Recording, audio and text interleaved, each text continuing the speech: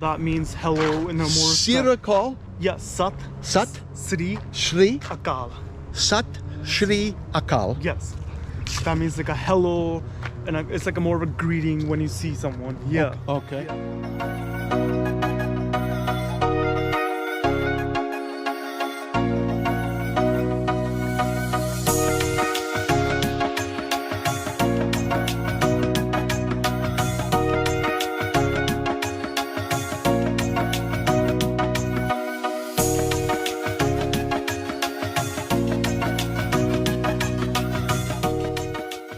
I'm born and raised in Abbotsford. Do you say Vikramjit? Vikramjit is the correct way to pronounce it, but yeah. Vikramjit, but you go by Vikram. Vikram, yeah. Okay. And last name Gandhara. Gandhara, yes. I'm pronouncing it right? Yes, correct. No middle name. Middle name is Singh. Oh, Singh. Yeah. Okay. So Vikramjit Singh Gandhara. Yes. Oh, I'm almost in. So Vikram, you are the first one we're interviewing. And what we're trying to do in this series is give a true handling on the impact of Punjabis in Canada. So in this first section, I just want to talk to you about getting to know you. Yep, sure. So let me know maybe some of the thoughts you have that would help me and help us, whoever's going to be watching these, understand your perspective. You are first generation. First generation here, yes. So when did your parents come to Canada? My mom was the first one to come here. She came in 1995. Okay. And then my dad came here a couple years later in 1997. What were the circumstances like for them coming to Canada? It was hard. They faced a lot of hardship. Lack of money, lack of resources, starting from the bottom here. Okay. But they had family here, which was a great help for them. But like they had to build everything, build a house, build a future, have a child, just based on their own circumstances. It wasn't an easy life when my parents came here, but they left India due to the hardships. Okay. Yeah, to look for a better future here. So you came from a farming family? Yes, I did. Okay, and farming family in Punjab versus here in Canada, similar or quite different? It's similar, okay. Just the crops are different. Yeah, so most of the time here, Indians usually crop blueberries, strawberries, but in India, it's more like crops like wheat and barley, sugarcane, stuff like that. Yeah. Okay. Yeah. Now you grew up having seen what your parents experienced here, but not knowing firsthand what Punjab is like. Yeah. You grew up from birth. Were you athletic right from birth, or was that later on? I came later on, but I entered sports when I was around 6 years old.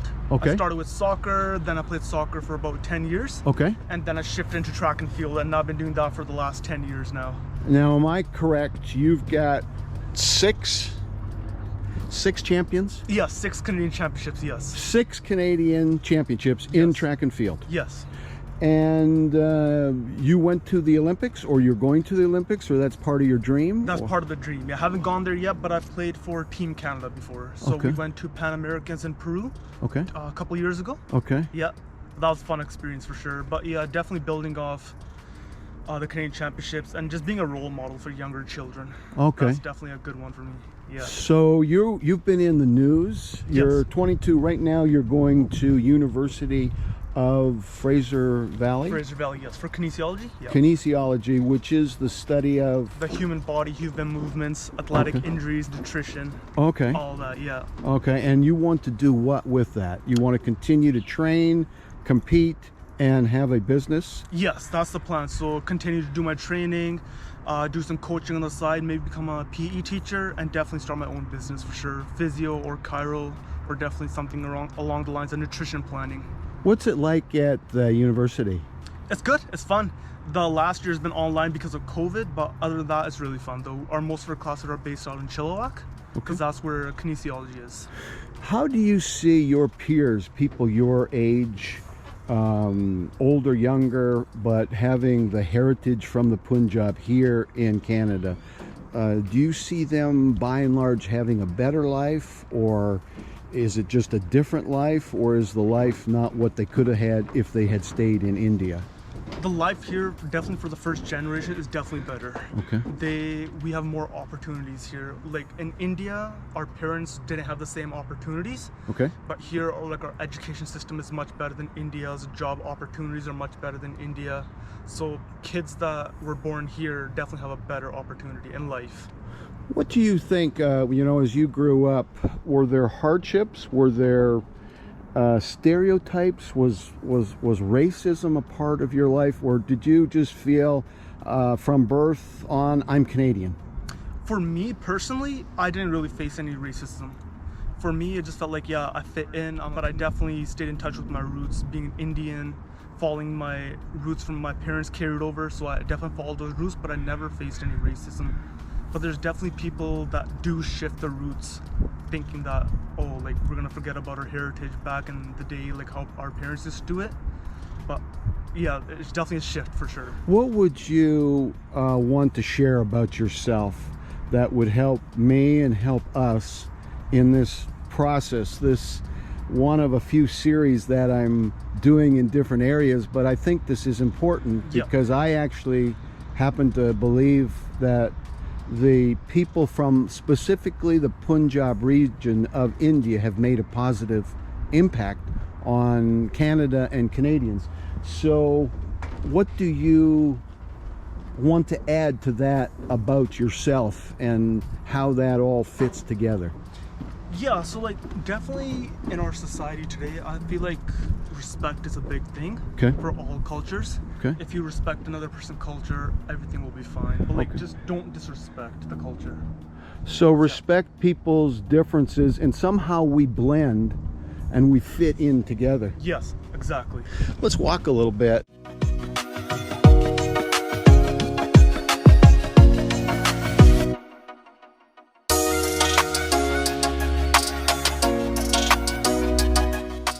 I was thinking about this today and trying to formulate thoughts that would be helpful, and this will be a developmental process. So if you're watching from Punjab or from here in Canada or from somewhere else in the world, this will be probably a 2 or a 3-part series inside of the larger series where I'm going to interview other people, young and old, male, female, whoever's willing to share their story and their insight.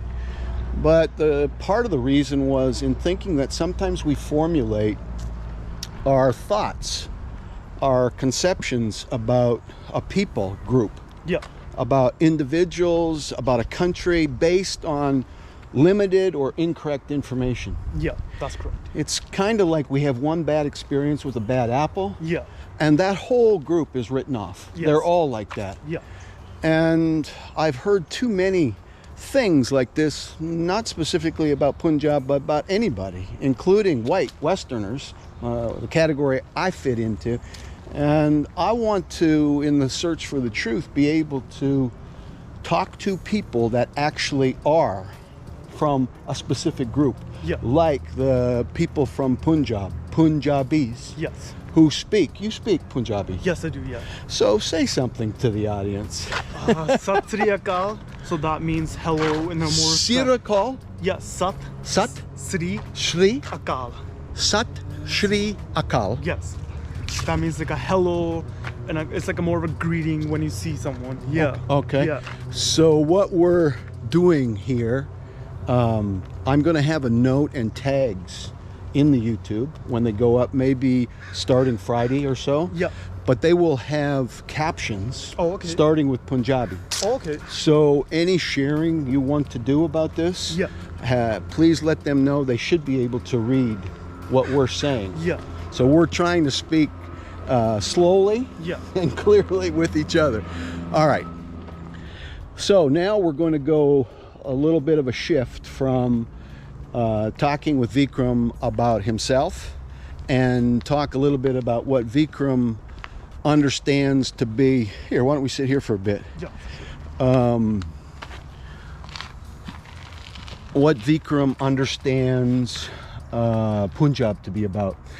A couple nights ago when we were planning to meet and then we had to reschedule, I did some research, which typically for me is looking at YouTubes. Yeah.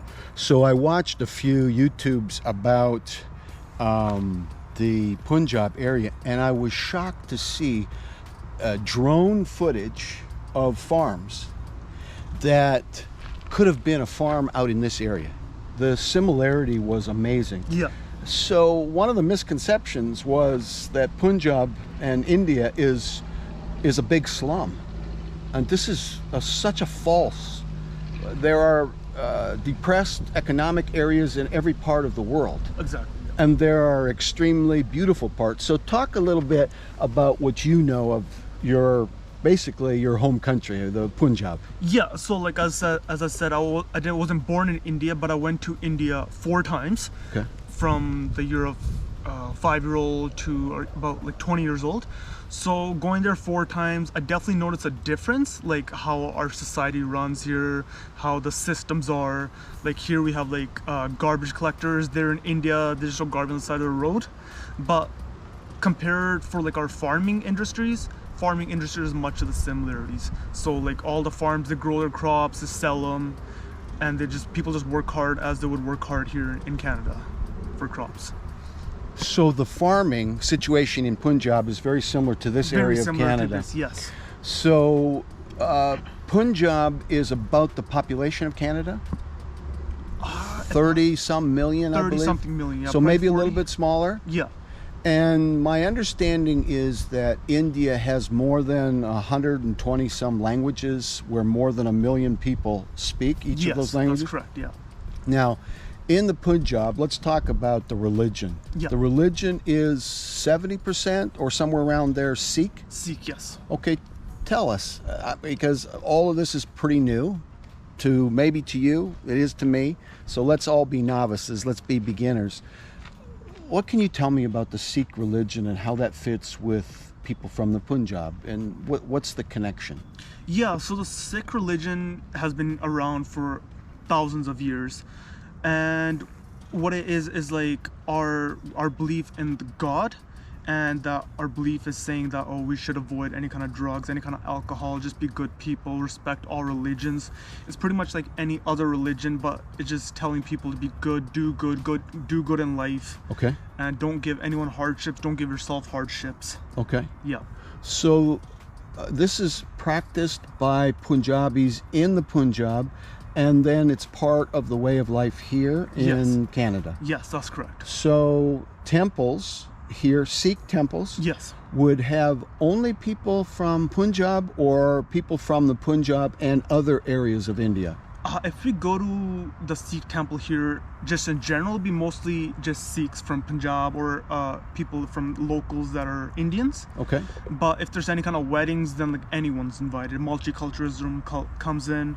Or what we do at the Sikh temples is they give free food out to any homeless people or anything along those lines. So like our religion is a lot of based on caring for one another. Okay. Yeah, so providing for one another. Anyone that's in distress, needs some help, we definitely provide help like that. I watched a really cool YouTube about, I think it's called the Golden Temple. Yes, that's in Amritsar in Punjab, yes. Well, I want to go visit there. You know, I told you the other day when we talked of the 116 countries I've been in, India is one of the countries I have not. Yeah. And I'm going soon. I've got some invitations now. I got people want to show me. So this is preparation for when the restrictions are removed and we're free to travel again. So what else about the Punjab? The Sikh religion is interesting. The population similar to Canada is interesting. I saw even that the agricultural land itself may be the most fertile, the best soil in the world. Yes. I also noticed that in the 250 years ago or so, in the mid-1700s, Indian Punjab specifically was some of the wealthiest people in the world. I mean, it was an incredible economy. Yeah, it was, because Punjab was a much bigger area than it is now, because after Independence Day happened, a lot of countries divided and Punjab was... Thank you for watching this episode, this video of the series Punjab, India's Impact on Canada. It's our together search for the truth about the wonderful people that have come from Punjab, either as immigrants or were born here in this country to immigrants.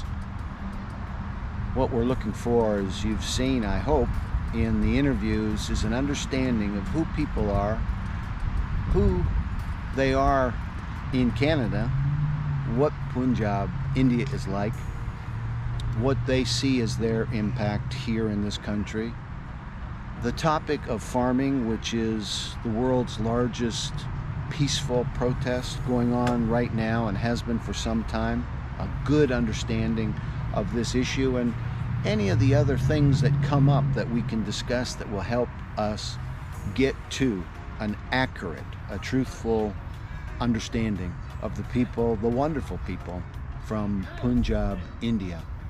I'm looking forward to visiting there as soon as the restrictions are removed. See you soon as possible. Bye-bye.